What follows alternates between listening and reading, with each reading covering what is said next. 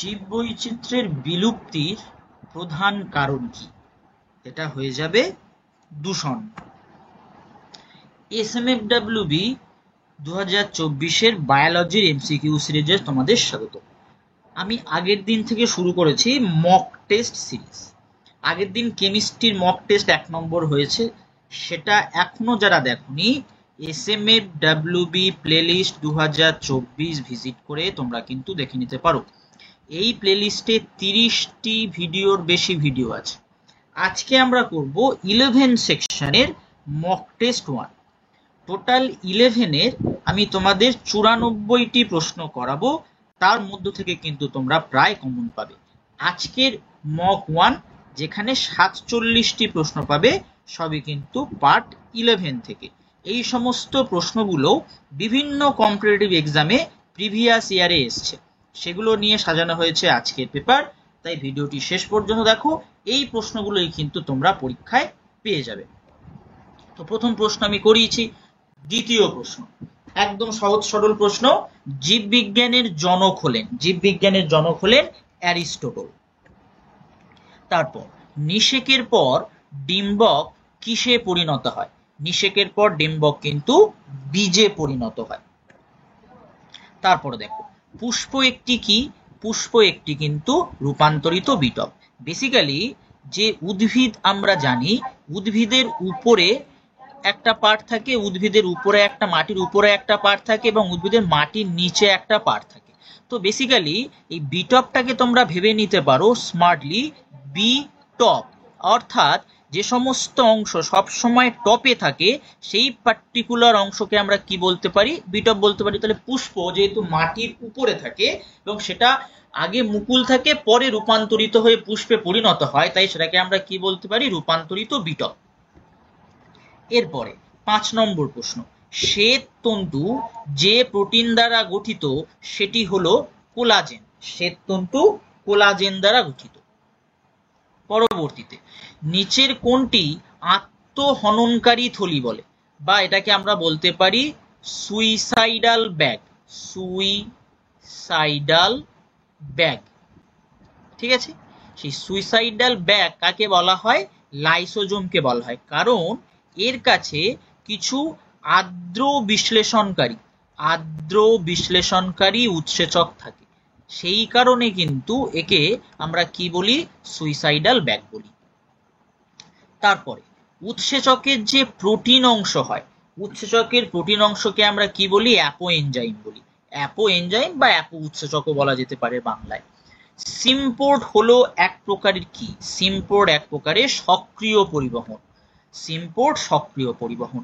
ভিডিওটি শেষ পর্যন্ত দেখো, পরবর্তী ভিডিওতে কিন্তু আরো 47টি প্রশ্ন থাকবে, যেগুলো 11 সেকশন থেকে অত্যন্ত গুরুত্বপূর্ণ। তাই চ্যানেলটি অবশ্যই করে কিন্তু সাবস্ক্রাইব করে নাও, 12-এরও পেয়ে যাবে।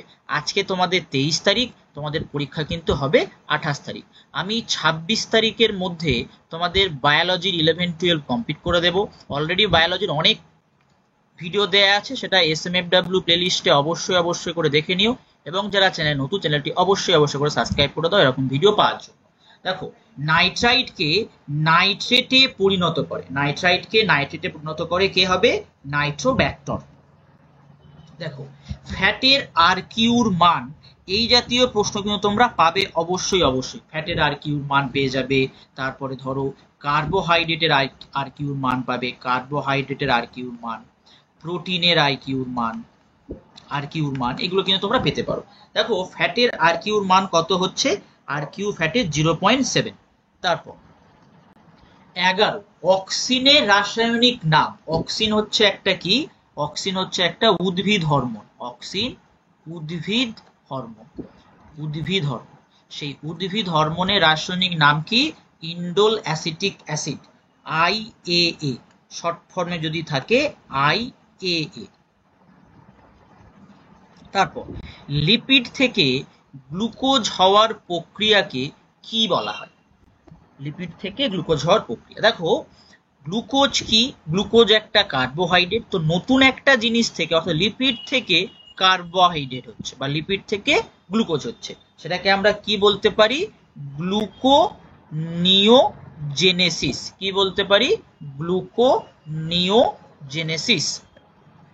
তারপরে ফুসফুসের মোট বায়ু ধারণ ক্ষমতা, ফুসফুসের মোট বায়ু ধারণ ক্ষমতা কিন্তু 5500 থেকে 6000 ml এর মধ্যে থাকে।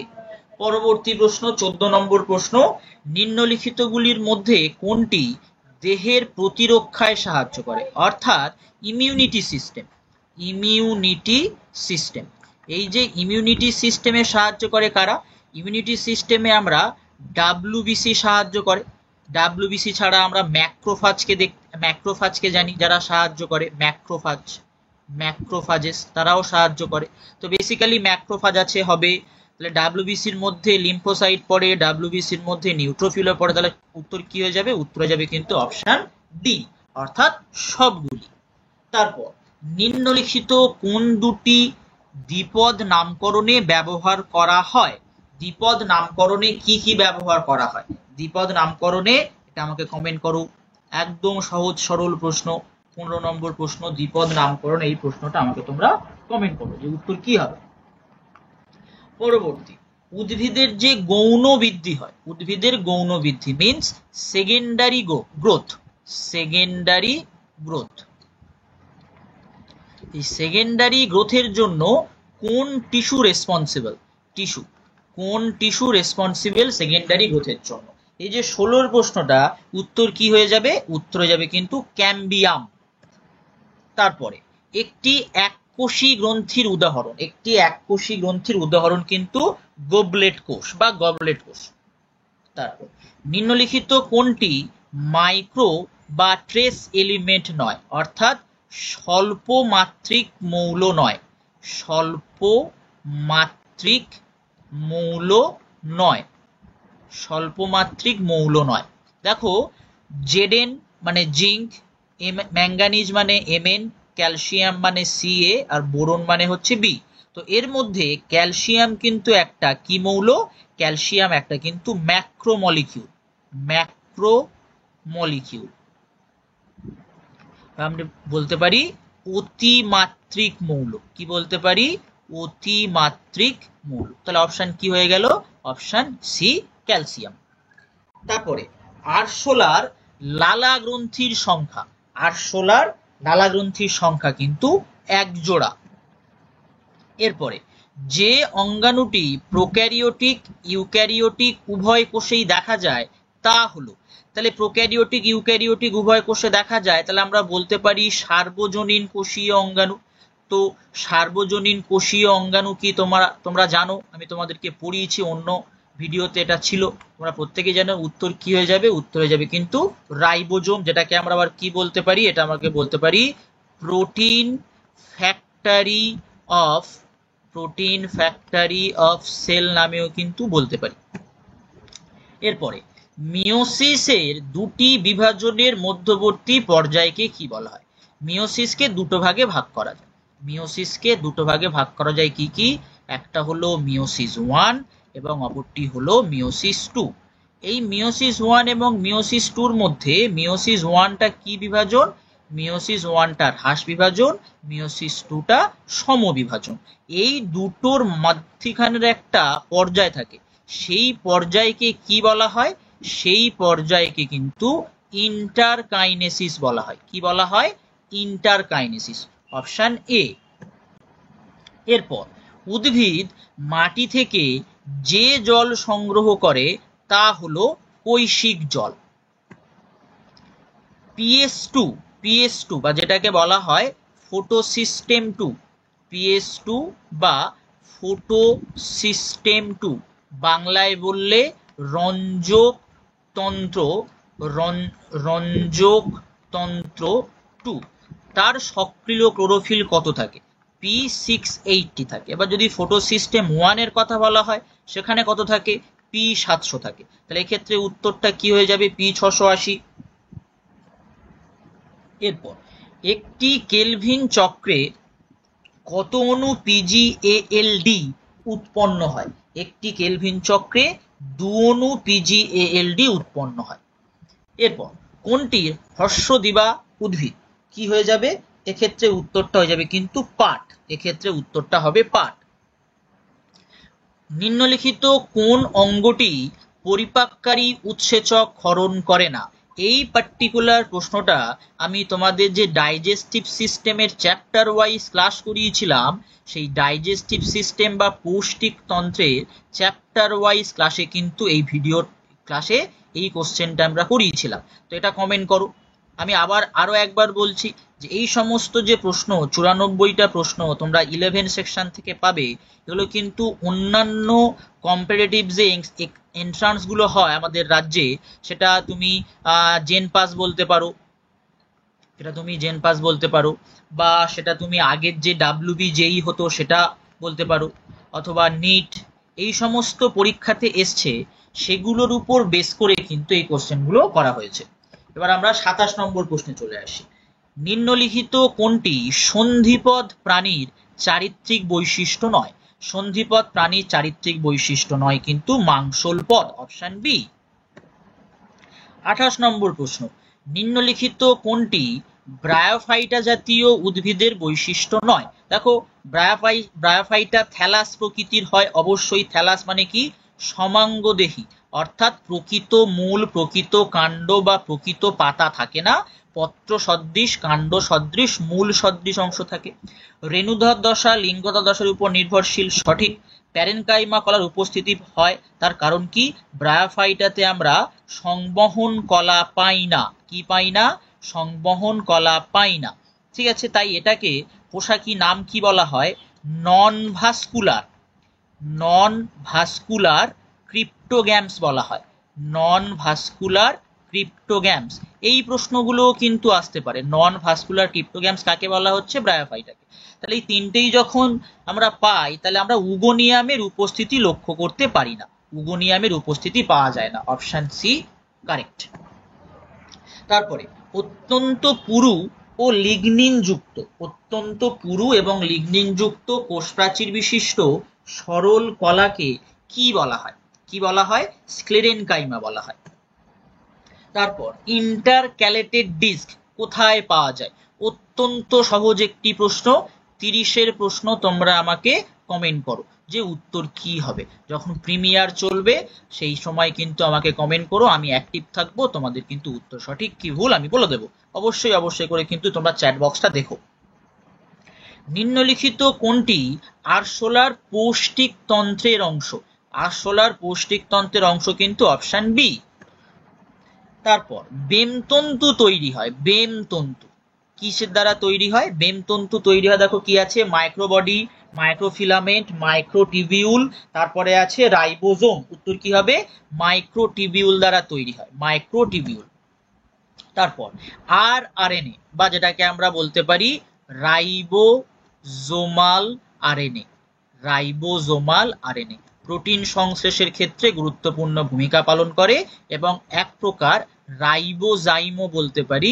এর কাছে কিছু ক্যাটালাইটিক পাওয়ার থাকে, তাদেরকে আমরা রাইবোজাইম বলি। সমস্ত আয়নের কাছে ক্যাটালাইটিক পাওয়ার থাকে, তো রাইবোজাইম বলি। তো এটা সংশ্লেষিত হয় কোথায়? সংশ্লেষিত হয় কিন্তু নিউক্লিওলাসে, নিউক্লিওলাসে।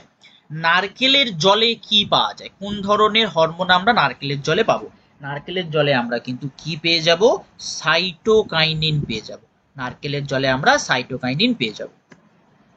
এরপরে পর্বমধ্যের দৈর্ঘ্য বৃদ্ধি নিয়ন্ত্রিত হয়।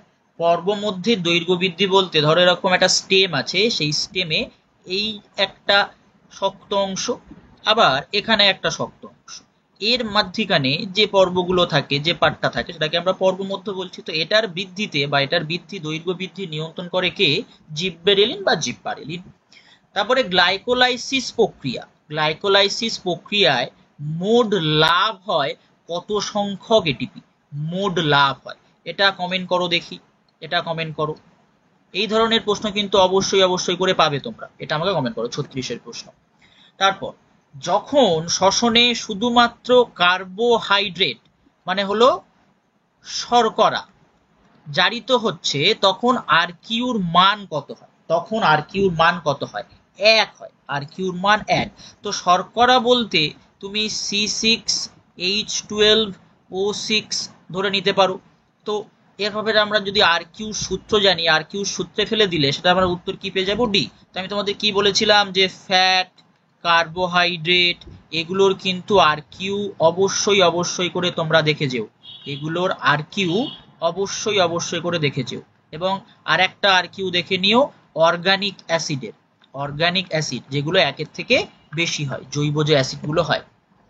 এবারে নিম্নলিখিত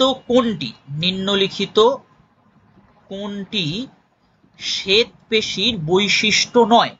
শ্বেতপেশির বৈশিষ্ট্য নয় নিম্নলিখিত কোনটি? দীর্ঘ সময় ধরে কাজ করতে পারে, সহজে ক্লান্ত হয় না, এটা কিন্তু বৈশিষ্ট্য নয়। তারপর মানবদেহে হৃদ উৎপাদনের স্ট্রোক ভলিউমের মান কত? স্ট্রোক ভলিউমের মান কিন্তু 70 ml। কত? 70 ml। পরবর্তী, নিম্নলিখিত কোনটি মোলাস্কা পর্বের বৈশিষ্ট্য? মোলাস্কা পর্বের বৈশিষ্ট্য কিন্তু ম্যান্টল, বা যেটাকে তোমরা ম্যান্টল পর্দা হিসাবে বইতে পড়েছো। তো option C is the right answer. তারপর নিম্নলিখিত কোনটি শ্বসনতন্ত্র? শ্বসনতন্ত্র means respiratory system, respiratory system, সেই রেসপিরেটরি সিস্টেমের অস্বাভাবিকতা বা অ্যাবনর্মালিটি। অস্বাভাবিকতা বলতে পারি বা ইংলিশে বলতে পারি অ্যাবনর্মালিটি। কি হবে? এমফাইসিমাও হবে, হাঁপানিও হবে। তাহলে উত্তর কি হয়ে যাবে? সেটা হবে এ ও বি উভয়। আর অ্যানজাইনা পেক্টোরিসটা কিন্তু শ্বসনতন্ত্রের নয়। 42 প্রশ্ন, নিচের কোনটি প্রোটিস্টা রাজ্যের অন্তর্গত? নিচের কোনটি প্রোটিস্টা রাজ্য? তো প্রোটিস্টা রাজ্যে বেসিক্যালি কারা থাকে? প্রোটিস্টা রাজ্য বেসিক্যালি হচ্ছে ইউক্যারিওটিকদের রাজ্য, ইউক্যারিওটিকদের রাজ্য। কোন ধরনের ইউক্যারিওটিক? ইউনিসেলুলার, বেসিক্যালি ইউনিসেলুলার ইউক্যারিওটিকদের যে কিংডম, সেই কিংডমকে আমরা কি বলে থাকি? সেই কিংডমকে আমরা বলে থাকি কিন্তু প্রোটিস্টা। তাহলে এটা তোমরা আমাকে কমেন্ট করো, এটা উত্তর কি হবে? এটা আমাকে কমেন্ট করো দেখি। আমি তো বলে দিলাম যে প্রোটিস্টা কাদেরকে বলবো, তাহলে কমেন্ট করো অবশ্যই করে, লাইভে কমেন্ট করো। সার্কোমিয়ার কোন দুটির মধ্যবর্তী স্থান? সার্কোমিয়ার কোন দুটির মধ্যবর্তী স্থান? কি কি আছে? এইচ লাইন আছে, তারপরে তোমার এ লাইন আছে, তারপরে তোমার আই ব্যান্ড আছে, এবং সব থেকে শেষে আছে জেড লাইন। উত্তর কি হবে? Z line. তারপর অক্ষীয় অমরা বিন্যাস, অক্ষীয় মানে অ্যাক্সিয়াল যে প্লাসেন্টেশন হয়, সেটা আমরা কোথায় দেখতে পাই? সেটা আমরা পাতিলেবুতে দেখতে পাই। কোথায়? পাতিলেবুতে। তারপর আরশোলার শ্বাস ছিদ্রের সংখ্যা, আরশোলার শ্বাস ছিদ্রের সংখ্যা কত? আরশোলার শ্বাস ছিদ্রের সংখ্যা কিন্তু 10 জোড়া। 46 প্রশ্ন, লাইসোজোমের বৈশিষ্ট্য। দেখো, লাইসোজোম দিয়ে ডিরেক্ট প্রশ্ন আসতে পারে যে সুইসাইডাল ব্যাগ বা আত্মহননকারী থলি, আবার লাইসোজোমের কি আসতে পারে? বৈশিষ্ট্য আসতে পারে। তো লাইসোজোম কি? লাইসোজোম হচ্ছে একটা একক পর্দা বেষ্টিত, একক পর্দা বেষ্টিত। তাহলে প্রথম অপশনটা কেটে গেল। লাইসোজোম প্রোটিন সংশ্লেষে ভূমিকা পালন করে না, কেটে গেল। বহিঃপৃষ্ঠেও অবস্থান করে না, ওই ইয়ারের, কেটে গেল। তাহলে একক পর্দা বেষ্টিত, আমি শুরুতেই কি বলেছিলাম? কি উৎসেচক থাকে? হাইড্রোলাইটিক উৎসেচক, হাইড্রোলাইটিক উৎসেচক পূর্ণ এক প্রকার কোষীয় অঙ্গাণু। এই হাইড্রোলাইটিক উৎসেচক থাকার কারণে এদেরকে আমরা কি বলে থাকি? এদেরকে আমরা বলে থাকি সুইসাইডাল ব্যাগ, বা বাংলায় বলা হয় আত্মহননকারী থলি বা আত্মঘাতী থলি। তো আজকের পার্টের লাস্ট প্রশ্ন, সেন্ট্রোজোম বিভাজিত বা যেটাকে দ্বৈতীকরণ বলা হয়, সেটা কোষ চক্রের কোন দশায় ঘটে? এই প্রশ্নের উত্তরটা আমাকে তোমরা কমেন্ট করো। এই 47 প্রশ্নের উত্তরটা আমাকে কমেন্ট করো, এবং পরবর্তী যে পার্ট 2, যেটা তোমরা কালকে ঠিক এই সময় পেয়ে যাবে, কালকের এই সময় পেয়ে যাবে পার্ট 2, সেখানে কিন্তু 48 থেকে শুরু হবে। তার সাথে এই প্রশ্নের উত্তরটা কিন্তু আমি বলে দেব যে তোমরা ঠিক বললে কিনা। যারা চ্যানেলে নতুন, চ্যানেলটি অবশ্যই করে সাবস্ক্রাইব করে নাও। ভিডিওটি ভালো লাগে লাইক করো, শেয়ার করো সমস্ত বন্ধু বান্ধবের সাথে যারা SMFW 2024 পরীক্ষা দিতে চলেছে। এবং কালকে তোমাদের কিন্তু দুটো ভিডিও আসবে, দুটো ভিডিও আসবে। একটা ভিডিও হবে ফিজিক্সের মক টেস্ট, ফিজিক্সের মক 1 হবে, এবং আর একটা ভিডিওতে তোমরা পাবে 11 এর পার্ট 2, অর্থাৎ বাকি 47টা প্রশ্ন। তার জন্য চ্যানেলটি সাবস্ক্রাইব করে নাও, বেল বাটনটি বাজিয়ে দাও, যাতে ভিডিও আসলে সব থেকে আগে তোমরা নোটিফিকেশনটি পেয়ে যাও। তো আজকের ভিডিওটা এই পর্যন্ত শেষ করছি।